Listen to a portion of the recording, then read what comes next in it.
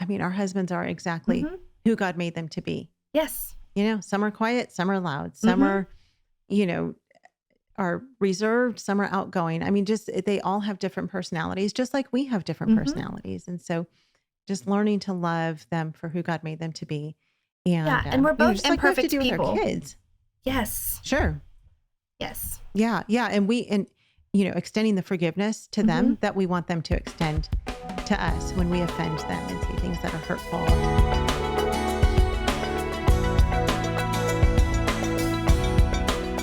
We were talking about fighting and fighting fair and just Hmm. what that looks like in our marriage and how we can um, fight well, not holding grudges against each other, not keeping record of wrongs, loving each other as 1 Corinthians 13 tells us to love each other. But I think sometimes when we're in a season of marriage that's really hard, it is really hard to find joy when we have these expectations of what Hmm. we think our marriage should look like. And we want to display that for kids. You've got the Christian homeschool mom who's like, I want my Hmm. kids to see that we have a really good, healthy marriage, but it's just not there. How can a mom find joy in her marriage that maybe is emotionally falling apart? Maybe it's literally falling apart. Whatever the case might be, how can that mom find joy? Yeah, absolutely. I think that, again, this is one of those things that, society paints for us is this, perfect marriage, the Cinderella stories, the Sleeping Beauties, all of the, the Leave It to Beaver or whatever, even Little House on the Prairie, Charles and Yeah. Caroline. We have this perception of marriage and perfection, and our husband, leading us and doing all of the things right, bringing us flowers every day. And then you're married and it's been a couple years and the shoe drops, you know? Yeah. And it's hard for real. I think remembering that we have a choice again every day. I know we kind of touched on this one of the other days, but we have a choice every day to wake up and continue to love our husband and continue to Mhm. choose our spouse each and every day and to love them unconditionally, just as Christ loves us. And I know there have been seasons in our marriage where, my husband hasn't necessarily always been the spiritual leader that I maybe want or would expect him to be. And I've kind of had to fill those shoes that maybe I didn't feel like I should have to fill. And, had some little bits of resentment in there for him, for that. And, in that season, I got a call one day. We were in this season rough. It was a rough patch in our marriage. And I got a call from my husband's work that there had been an accident at work and he had been hit by a rail cart. And I remember that moment vividly. I dropped a glass in the middle of my kitchen floor. My kids were all young, and I had to call somebody to come in to the house and keep the kids. And I rushed to the hospital. And I had no idea what I was going to be walking into. I had no clue. Was he alive? Did he lose a limb? Like what had happened? And I remember walking into the room and seeing my husband and just melting down. And all of Mm. those frustrations, all of those little things that I had been aggravated with before, like him leaving shoes on the floor, it Yeah. always drove me nuts. Like he would leave shoes on the floor all the time. And then I remember, he ended up being okay. Like he was hurt pretty bad. And he was off work for a little bit. And so the next day, there was only one shoe left on the floor, not two, because one shoe he couldn't wear at the time because of his injury. And I cried because I was so, so thankful that really put it into perspective for me that situation could have been so different and God spared him. And I started Yeah. loving my husband differently. And it really, really put things into perspective for me. And it kind of helped me change my response, a little bit to those frustrations.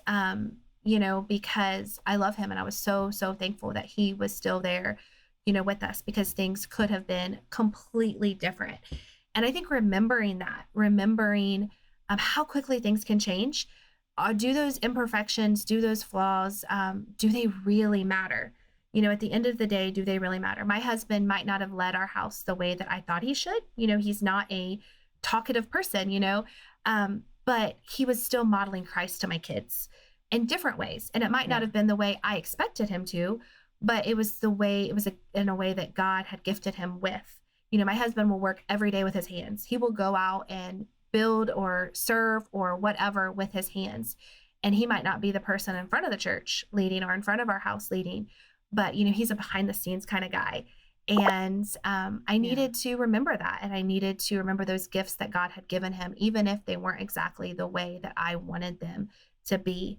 And that's not necessarily an imperfect marriage, but it's an imperfect person, for me. But he's perfect exactly the way God made him. So not sure if that's the way that, you was looking for that answer to go, but it's stayed with me through the years. Yeah.